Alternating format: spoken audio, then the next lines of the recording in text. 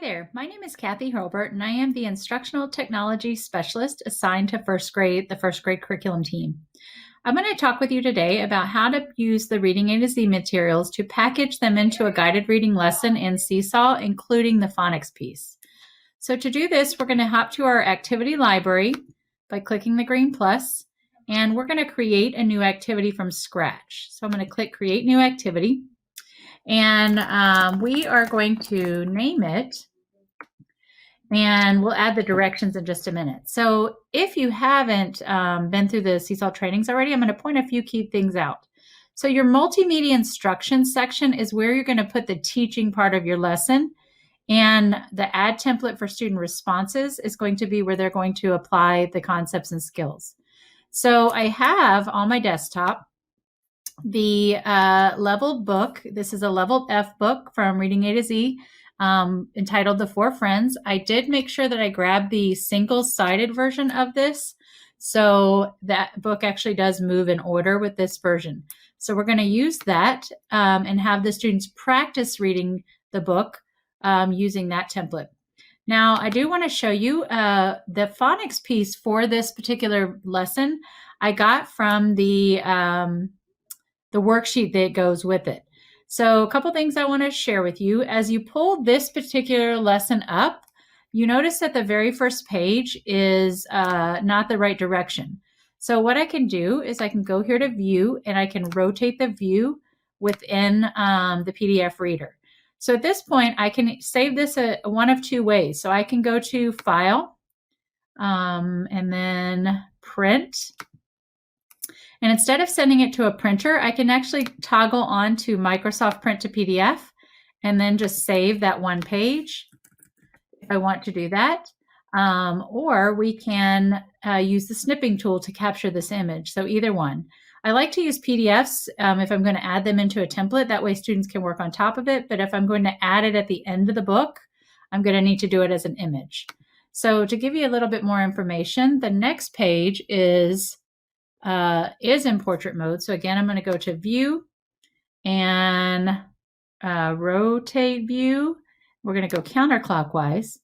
So for this one, we're going to have the kids sort words. And so what I'm going to do to capture this, because again, if I want students to work on top of this and I'm going to add it to something, I want to actually take a snip of this instead.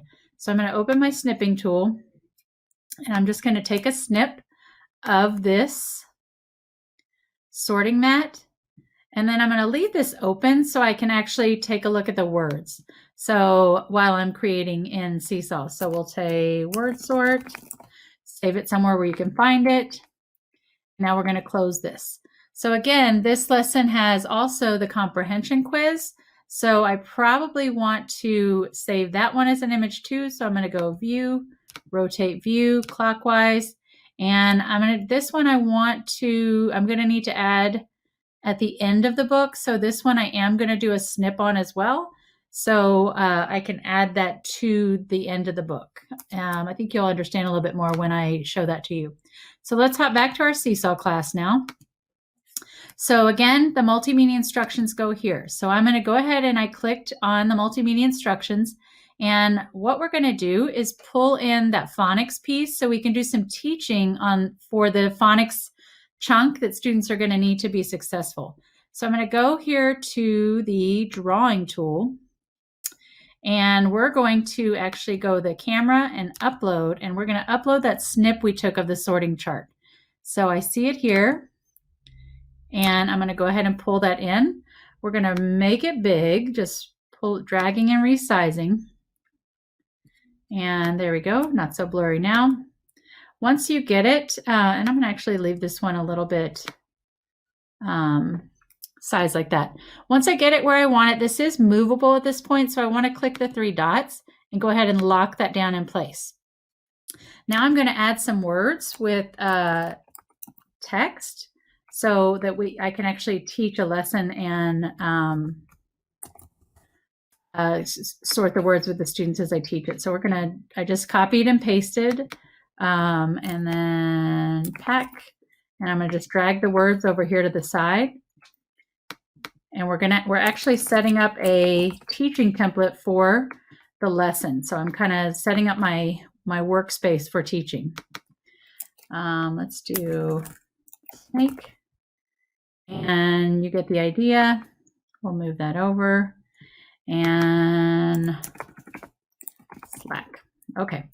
So now that I've got my teaching template set up and ready to go, I'm going to go into the recording mode and actually deliver the content to my students. So to do this, I'm going to tap the microphone, and you'll notice that the arrow pops up at the bottom, and now I can actually use that arrow to teach. So I'm going to grab that arrow and then point. Hello, students. Today we're going to learn 2 word patterns and learn how to read words with them. And then when we're done, you're going to use these patterns to decode words as you read a book by yourself. So today we're going to look at the pattern of ack. ACK works together to say ack. The other pattern we'll look at today is AKE. You might notice a silent E at the end. That makes the A say its name. This chunk says ache. Now let's grab some words and see if we can use these patterns to decode them. I'm looking at this first word and I see ACK, which says ack. Let's put it together. Ack, stack. So let's go ahead and move stack to the ack family. Let's try another one. Let me grab my arrow. This word I see AKE. I remember that says ache. Let's decode it. Ache, rake. Awesome. All right. We're going to go ahead and move that over. So once I've finished actually going through the lesson with the students, I have 5 minutes to teach on this particular slide. I'm going to go ahead and click done. It's going to put it together for me, and I'm going to go ahead and click that green check. So I've put together the phonics piece, and you can add, several pages if you want to add more to it. Now we're going to go down and add the template for students. So for this one, we're going to upload, and we're actually going to select from computer and pull that PDF up of our Reading A to Z reader. So we've got, here's my reader. And I have noticed that the single-sided version definitely works better. So I know sometimes they come in that weird version. So it's going to pull this PDF in. And the really nice thing is it's going to separate them into individual pages. And what I want kids to do is use the skill that we learned to read each page and record. So I can actually park some directions over here in the caption tool. And I'm going to hello kids. Today you're going to read the 4 Friends text using the skill that you learned. When you're ready, tap the microphone and then tap the arrow to point and read. When you're done, go on to the next page to record yourself reading the next one. Good luck. So that's going to tie some directions down there for me. I actually can go ahead and click shapes, and I might want to drop an arrow onto the canvas to show my kids that that direction is theirs. So a lot of times they overlook the caption. They don't know to look there. And I'm going to select my arrow, and let's maybe make it red so they can't miss it. And I'm going to drop it down here so it's kind of pointing at that caption feature. And you can even add a text box that says, look here for directions. So we've got our book. We want them to come through and practice reading the book. And then we want to insert that comprehension quiz. So I'm going to go to add page. And again, I saved that comprehension quiz as a snip, as an image. And so now I'm going to go ahead and grab that, and we're going to drag that in so they can actually complete the quiz. And you can add whatever component of the lesson you want. I just want to make sure that you understand how to use the tools to package the lesson up. So again, once I've got my image in place, and this is just for images, I click the 3 dots to lock it. And that way it's not movable anymore, and the kids can use the writing tools on top of it. Again, you could use the caption feature to read the questions to the students, and then they're going to use the label tool to type their answer into my sentence. So when I'm all done, I click the green check. All I need to do is add my written directions and my voice instructions. So you would type your directions here. You can record your voice instructions for the lesson there, and then go ahead and click save. So once we've put that all together, we're ready to go ahead and click assign and distribute that to students. So hopefully that's helpful to you. If you have any questions, feel free to reach out to me or Liz. Either one of us can help you, or Aaron Marshall. So we're happy to help. Good luck.